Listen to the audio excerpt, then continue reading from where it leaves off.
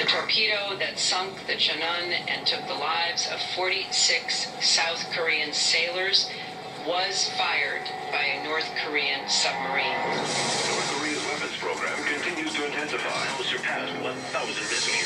Global leaders express concern over North Korea's latest atomic test. Kim Jong-il's government strongly defended its recent atomic test as a rightful response to Western pressure.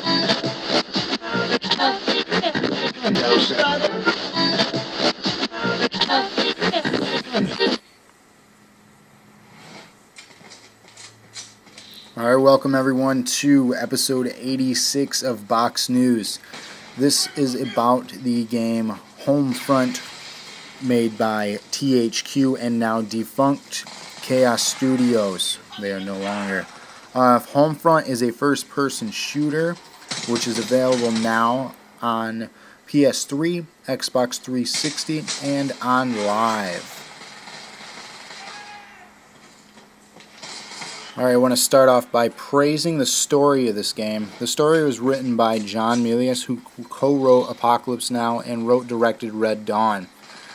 So given that, you're going to obviously be impressed by the story if you're a fan of that kind of stuff. I love the story. I thought it was just too short. The game as a whole is too short, being only 6 or 7 missions in total, with a lack of variety of missions. 1 or 2 where you're in vehicles, and the rest you're kind of an infantry soldier defending, homeland, your home front, as you will. The opening cinematic sucks you right into the story, catching you up to date with what's been going on. It starts right after current times with Kim Jong-il, and then the death of him, where Kim Jong-un basically takes over North and South Korea, uniting them as a whole, calling it the Greater Korean Republic. The opening cinematic basically catches you up to date all the way to 2025, so about 14 years in the future from this current time, obviously. Then that's where you take over. The Koreans have taken over the United States, and you have to, go through missions to combat them and defend your home front, basically, which is the name of the game. So obviously by the name of the game you can gather what you're doing. The character you play as throughout the game is Robert Jacobs, who is a former Marine Corps combat helicopter pilot. You are awakened in a makeshift house in Colorado, and you are ordered to an re-education camp in Alaska for failing to answer occupational military draft.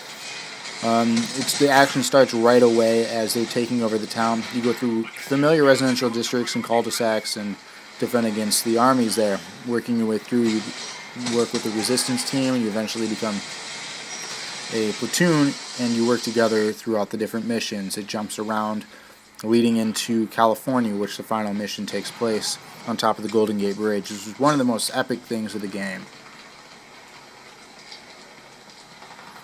With that being said, pretty much everything in between the opening and ending of the game is very lackluster, very boring, monotonous. It's just another standard first-person Modern Warfare kind of combat shooter. You do missions, you work as a squad, and fight your way through residential districts rather than sand dunes and other areas that we've seen in recent first-person shooters of modern combat. Well, like I said, the story is fantastic, the beginning and end is great, but everything in between is just kind of filler, and they didn't really know what to do with anything in between. So I definitely recommend the game. It's short, you can beat it in 4 to 5 hours, but other than that, there's really not much special to the game. It's worth a playthrough. I definitely would not buy this game, but it's worth a rent, just to play for the story alone.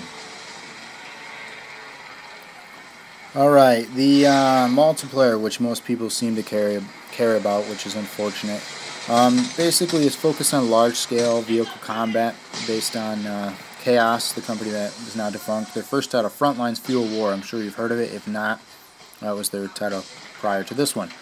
It's focused on battle points. You earn currency. You get to purchase weapons, gear and vehicles throughout the game that you're live with. Instead of going back to a menu and purchasing loadouts, you can purchase these things live in a match, allowing the map and everything to change throughout the course of it.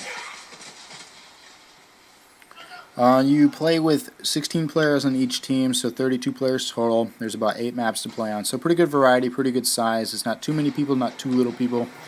and it's definitely a decent experience. The only downfall to it would have to be the online pass that you get with the purchase of the game. If you rent the game or borrow the game, however, you're only able to achieve level 5 of 75, which isn't half bad. You're still able to play, you just can't earn any more experience and unlock any new things. You have a level cap.